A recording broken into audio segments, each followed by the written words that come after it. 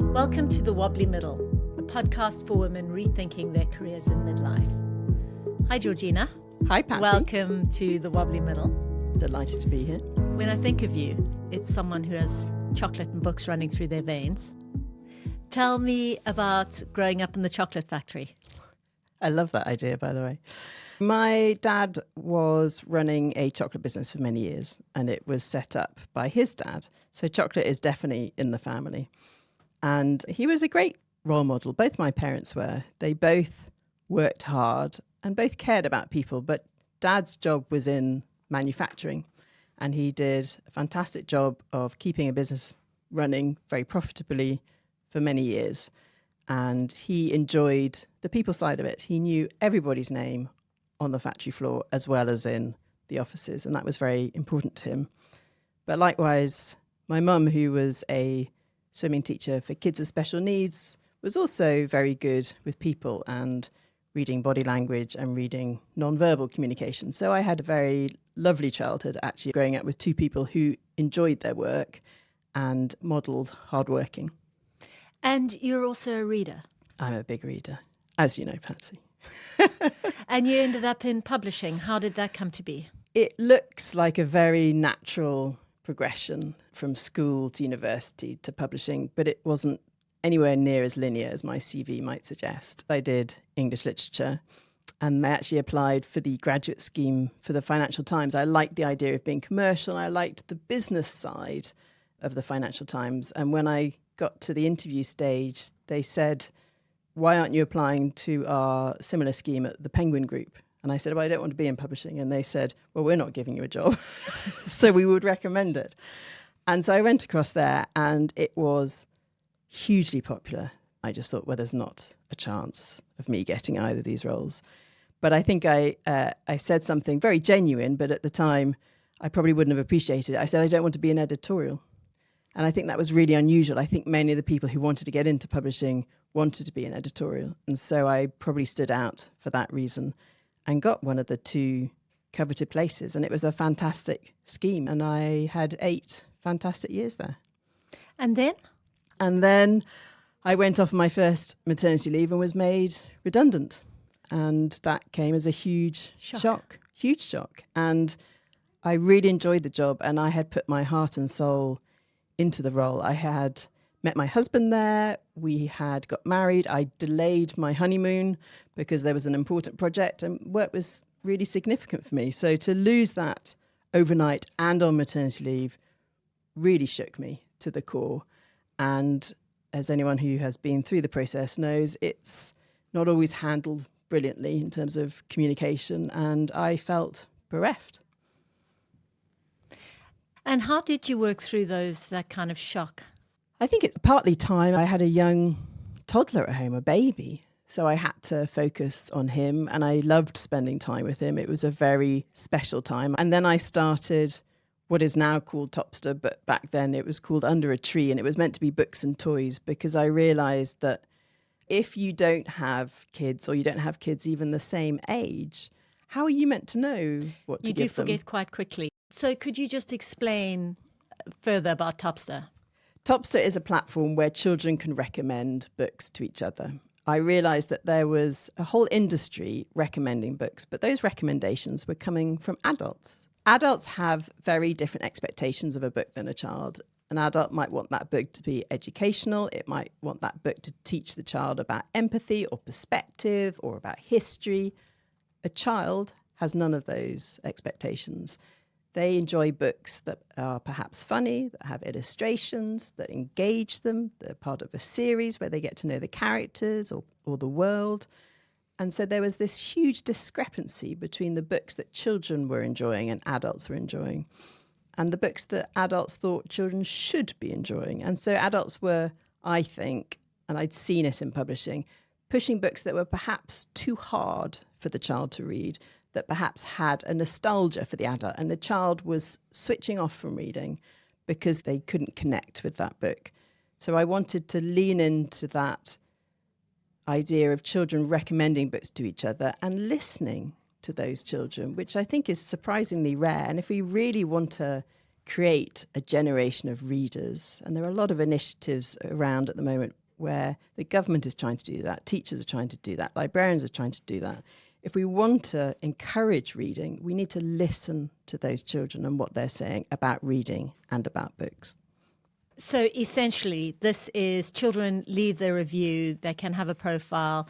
You're handling a lot of children's data, and I know you've thought a lot about that. That's right. So it's a website where children can review books, either through their parents' account or directly, but there are no real names, no photos. This was pre-GDPR, but I really wanted to make sure that the website was secure. So we mocked up the first kind of website iteration and we used a photo. And in the photo was a child in school uniform with the name of the school. So I was like, immediately, no photos allowed. And then we realized that people were using sometimes their email address as the username. So we really had to pare it back and have alerts up for anything that we felt might enable someone to identify the child. And it started very slowly, but we now have over 160,000 reviews from predominantly children, but also parents, teachers, and librarians. And they love sharing their views. They love the act of reviewing a book. And from an educational perspective, that whole process of thinking about why they enjoyed or didn't enjoy the book is really valuable. It encourages critical thinking, it encourages comprehension, it encourages writing skills. So they can then understand at the end of the review, well, actually, I love this kind of book, or I hate this kind of book. I've always been interested as I've watched Toppsta grow, and then also now Readerama, which I'd like to come on to, about how you build things on a shoestring and you very much believe in iteration. Mm-hmm. I wonder if you could tell me your thinking, how you came to build like that. I think when you're a startup, that's the logical starting point. I had a small amount of money from my redundancy, and so I knew I had to start small. And I also knew what the market was like for funding the business. So Toppsta is funded by publishers paying to have their books promoted on the website. So it's advertising. And publisher budgets are not enormous. So I always knew I had to keep my costs down. But I also knew that watching my dad and watching other businesses and having an interest in business, that sometimes businesses overexpand and their cost base becomes really high. And then it's very hard to make a profit. So I wanted to start small, and we started on Facebook. I wanted to approach those mums in the playground, pushing a child on a swing who was checking their Facebook page, and make book recommendations to them, not getting them to sign up to a newsletter, not asking them to come to a website. And it grew from there. And once we'd hit a sort of a significant number, 1,000 people, I think it was on Facebook, I was just elated. And I thought, well, what have I learnt from this? And I learnt that actually they wanted to know the age recommendation for a book. And that's a really controversial point, because a lot of authors and publishers don't like age recommendations. They feel it's limiting, but the parent needs somewhere to start. So they want to know, this is for ages 5+, this is ages 7 to 9, and to take it from there. So we started putting age recommendations on our Facebook posts, and we knew that when we were going to get around to building a website, how important that would be. And starting off small, and for all the criticism of Facebook, it does allow you to launch a business virtually for free, apart from time, allowed us to grow and learn and maximize our budget. And we had a very small budget. I think it's an important thing to hear, given, someone who is thinking of building something will see your 160,000 reviews and think, how do I even get there? So it really is just breaking it down step by step, and this idea of starting, trying, iterating. You have also taught yourself a lot about tech. Tell us about when it did come to building the website. We probably waited for a year before we looked at the website properly. So we've been running on Facebook and Twitter for 12 months, and it was a scramble. And I was sending emails to the people who were wanting to send in book reviews, and they would literally send me the review over email, and I would collect them in a kind of spreadsheet. And I realized that that wasn't scalable. And so I realized that the website needed to be somewhere easy to access and user-friendly, but we had a really broad audience. It needed to be user-friendly for an adult, but it also needed to be user-friendly for a child. And a child who wouldn't necessarily identify with, I think, the colours that we might associate with childhood, sort of quite primary colours. So it needed to feel grown up, but without being too grown up. And it was really difficult to position. And we worked with an agency to build the initial website. And anyone who has ever worked on a website will know the challenges that come with that. But we also had various freelancers. And I think what I realised through that time was there are lots of fantastic agencies and freelancers set up to support startups. But unless you know the ins and outs of what you're outsourcing, it's very easy to overpay. And we were working with a lot of experts who were charging significant prices that we just couldn't afford. So I started trying to teach myself the very basics of whatever I was planning to outsource at some point so that I understood how it worked. And that went for posting on social media, writing a newsletter, and SEO. SEO is one of the things that has helped us grow significantly. We get a lot of traffic through people searching on Google. Yeah, tell us about SEO, search engine optimization. SEO at its basic level is people searching on Google and finding websites. So if you put in brilliant graphic novels, what are the websites that come top of the list on Google? And I think when I started, I thought this was some kind of dark art that you could only unlock with significant technical skills. And we employed somebody to help us, and our traffic just didn't increase. We were paying thousands and thousands of pounds, and nothing was changing. So I thought back and thought, well, what can I do about this? And I found an online course, and it was about 12 hours, and I sat through it. And it taught me the very basics. And that's what's fantastic about YouTube and other platforms these days. You want to learn about something, there's a course for it. And I learnt the basics. And as soon as I started implementing those recommendations, our traffic changed. I mean, really within 1 or 2 weeks. And it kept growing and it kept growing and it kept growing. And we learned what Google was looking for. And it really comes down to not so much technical changes as content. What are people searching for? What is their search intent? And what can you provide as an answer? Yeah, I think that's always really interesting when we've talked about SEO. You've said it's twofold. You're not being a slave to it, but it is another way to inform you about who your customer is and what they're looking for. So it's natural language. I don't think you want to be keyword stuffing or sort of literally answering the question. It is about saying, a parent who says, I've got a reluctant reader age 6, what books would you recommend? And having a page that says, reluctant readers are very common, so it can be reassuring in terms of its content. 6-year-olds are often not ready for longer books. They've only just moved on perhaps from picture books. In fact, they shouldn't really be moving on from picture books. Picture books are brilliant for 6-year-olds and much older age groups, and providing recommendations that help the parent understand what they can do at home and what the child might enjoy. And unfortunately, it's not the books from your childhood. It's not the famous 5. It's not just William. There are some fantastic new authors coming up and fantastic new children's books, and they are fun and they're engaging and they are brilliant stories. And it's difficult to know where to start, which is where Toppsta comes in. But I think falling back to our childhood books isn't necessarily the best place to start. I also think you've been very good at reacting to change and anticipating change. Things were going very well for Toppsta on Facebook, and then Facebook changed the algorithm. And I think that was just an example of how you need to remain agile and respond to change. So how do you think about future-proofing? You have to keep learning and keep reading and keep listening. So we listen to feedback from our reviewers. And it was interesting, a few years ago, I could see that there was growing interest in graphic novels. And I could see this in the reviews, but equally the parents were emailing in. And then you start reading blog posts and graphic novels are mentioned a bit more. And so I started going to the publishers and saying, do you have any graphic novels? We're being asked for more graphic novels. And I think graphic novels occasionally has been categorised as something that's brilliant for reluctant readers. And what we were seeing through the platform was that this wasn't always the case. They were being enjoyed by all kinds of readers, not necessarily kids who didn't enjoy reading. So we were able to listen and to learn. And it is important to keep learning. You have to read what's going on in the industry, talk to publishers, talk to our readers, you have to read the books. I can see changes in the books that are coming out now from even 10 years ago. There's more choice.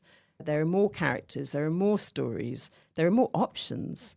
And they're really fun. There's some fantastic series coming out, and they're gripping. And these are authors that perhaps haven't always had the exposure that some of the big names have had. And we enjoy being a platform where we can showcase debuts and lesser-known authors without the big budgets and connect them with readers. So we spoke about future-proofing and looking to the future. And you've been building, and congratulations, have just launched Readerama. Thank you very much. Please tell us about that and the thinking behind it. Mm-hmm. Readerama is a second-hand books marketplace for the UK. And the idea is that people will buy and sell their books to each other, to other readers, and that those books are recommended by readers. It's all focused around reader-to-reader recommendations. And I think what I've noticed, multiple factors coming together. Firstly, that reading is on the decline in children's reading, in schools and at home. And there are various different factors for that. It's a complicated picture and it's not an easy one to solve. And there are various different brilliant initiatives, including the government's National Year of Reading, which are trying to address that. And there are organisations and charities all trying to do their bit. But what was missing was cold, hard cash. And what we're seeing across the industry is that festivals are losing funding. There are fewer prizes for authors and for categories. And the money is missing. The money was the piece that was missing. And parallel to that, this market for secondhand books was growing massively. But those purchases were happening in places that none of that profit was coming back into the industry. So people were buying and selling on eBay, on Facebook Marketplace, on Vinted, and it's all going to venture capitalists or technology firms. So what I wanted to build was a website where just ordinary people could buy and sell books, and we would take the profits and put them back into funding all of the work that we were already doing with schools, but also wider charitable concerns, grants for authors, prizes, festivals, and really, you know, thinking about if Vinted had been set up, or the concept of Vinted had been set up by clothing retailers, how different it would be today from what it is. But it has to be super easy to use. So it has to be not time consuming to upload something. And we spent a lot of time creating a barcode scanner. So you turn over the book, you find the barcode and you scan it with your phone and it pulls in the information. And that sounds such a simple idea, but it's really quite complicated to implement. And we wanted it to be fun and enjoyable. We only launched a couple of weeks ago and we've had some lovely feedback. And the thrill of selling a book, just getting that email to say, congratulations, you sold 2 books, and knowing that those books are not going into landfill, they're not going to profit some technology company, they're going to another reader, perhaps a school, another family to enjoy. And what I love about it is you have a shopfront. Yes. So I've got one, Patsy's Bookshop. I love it. Without the lease costs. Yeah. And it's really exciting. It's like seeing your name in light. I mean, that was a personal thing, and it's probably very self-indulgent. I have always wanted to run my own bookshop. And here was an opportunity to have a bookshop front, as you say, without the high costs, and to be able to share my recommendations. And we all know that a recommendation from a friend, from another reader, is worth more than anything else. So I look at your books in your bookshop, Patsy, and I go, ooh, I didn't know Patsy had read that. And, you know, and I want to buy it. So I think, for me, the bookshop is absolutely central to why Readerama will continue to grow, because I think we're not alone. I think there are lots of people who actually enjoy the idea of setting up their own bookshop. We've been talking a lot about children's books, but Readerama has books across all genres Absolutely. and all ages. Good point. So yes, I mean, Readerama is not just a children's books website. It is for adult books, textbooks, any kind of book. And that was really important from day one because, again, you know, the children's market is relatively contained. So as a business, I knew that I needed to extend that into the adult market as well. But it took me a long time to really have the confidence to launch it, because I've worked in publishing for a long time, and secondhand books has almost been a dirty word. It doesn't benefit directly the authors and the publishers. And I've worked with publishers for a long time, and I've always promoted new books. So I had to really think about what I wanted to do and why I wanted to do it. And it comes back to the whole idea of putting those funds back into the industry and funding the things that we all care so much about. I also think it goes back to the way you were brought up and your parents, their approach to taking care of people. And I think, we can add that runs through your veins. I would like to think so. One of the reasons I've always enjoyed my work so much is because I truly believe in the power of reading. And I know that sounds very cheesy, but there are many benefits to reading that go far beyond the educational benefits. So it improves your mental health, it has physical benefits, it lowers your blood pressure. But there's also a significant amount of evidence to say that people who read are, on average, more successful, happier, whatever you want to measure. It's a factor. And I think what's so sad about the decline of children's reading and adults reading and the increase in screen time is that we're seeing the exact opposite, the decline of mental health, the decline of physical benefits. So Readerama allows me to extend all the benefits that I think helping children to read through Toppsta has achieved into the adult market as well. So on the Wobbly Middle, we're thinking about women who change direction. And so for you, came up from this publishing background, but then ended up building online marketplaces and moved into tech. And again, I think for someone to think about making that change, it sounds scary, but what would you say? I think when you're starting something from scratch, you often feel like you're starting from zero. And you're not. If you're starting a new career in your 40s, you have 20 years of experience. You have 20 years plus of skills that you have learnt through whatever career. And those skills are transferable. I think we've got to stop seeing age as a liability and see it more as an asset. And I also think that complicated though our lives are at this stage where we are juggling teenagers, parents, everything else, there were different challenges in your 20s. You were perhaps trying to save up for your first deposit, perhaps trying to identify who you are. So there's never a good moment. There is no point where you think, now's a good time. It was forced upon me with the redundancy. But if you're waiting for a stage when things settle down, there's no right moment. You just have to get started. We can't wait for a green light. We can't wait for permission. We just need to get started. And Readerama is a very sophisticated platform, but that isn't where you have to start. Like you say, you start with understanding your market and exploring free options and then build up. I think your message about always keeping costs to a minimum, how do you know when to invest and when not to? I always look at the data and I always listen to the feedback. So if we're seeing something in, say, Google Analytics that says actually your series pages are enormously popular and they're unique. So we spent a lot of time writing our series pages and answering the questions that people were interested in. Do they need to read it in order? Which is the best book? Where to start? What other series like this might the reader enjoy? And it's been lovely, actually, because our editor started with the website as a graduate doing work experience. And it's important to me that we have people who work with us for years because they understand the business.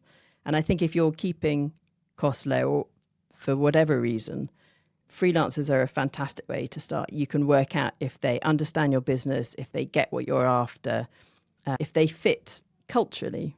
And we've been very lucky in terms of the people that we found, whether it's in editorial, whether it's in marketing, whether it's in tech. They've understood what we're trying to do and they buy into what we're trying to achieve with children. And that, I think, is very important. Yeah, I was interested because you were working with Brooks University for several years in a row. And they would send graduates, always paid because, of course, that is what you believe in. But I thought that was just yet another example of creative thinking about solving problems within your startup. Absolutely. And Brooks has a fantastic publishing MA, and we've been able to work with some really talented people from that course, and some of who have stayed on. George, I have a question that I ask all our guests, which is what advice you would give to your younger self about where you are now? Good question. I think I would come back to that. You're not starting from zero. It can be absolutely terrifying to start something new because you feel like you're stepping out of security into a completely different paradigm. But I think you have to back yourself. You have to say, I come with these skills and I'm going to roll up my sleeves and try new things and listen and fail. You've got to be comfortable with failing, and we fail frequently, but we pick ourselves back up and we try and put things in place to stop the same thing happening again. And I think just realizing that nobody has all the answers, nobody has all the skills, and your ability to try new things will take you a long way. Thank you. And I also can't let you go without telling me what are your summer reads. Oh gosh, narrow it down. The book I've just read that I absolutely love was the new Elizabeth Strout, The Things We Never Say, which is fantastic. And I've been recommending it to everybody. It's also a relatively short book if you're not into long books. So that would be my most recent recommendation. And then I think The Correspondent, Virginia Evans, that's just won the Women's Prize, is absolutely fabulous and a joy to read. Well, I'm off to find them on Readerama. Thank you so much, George. Thank you, Patsy.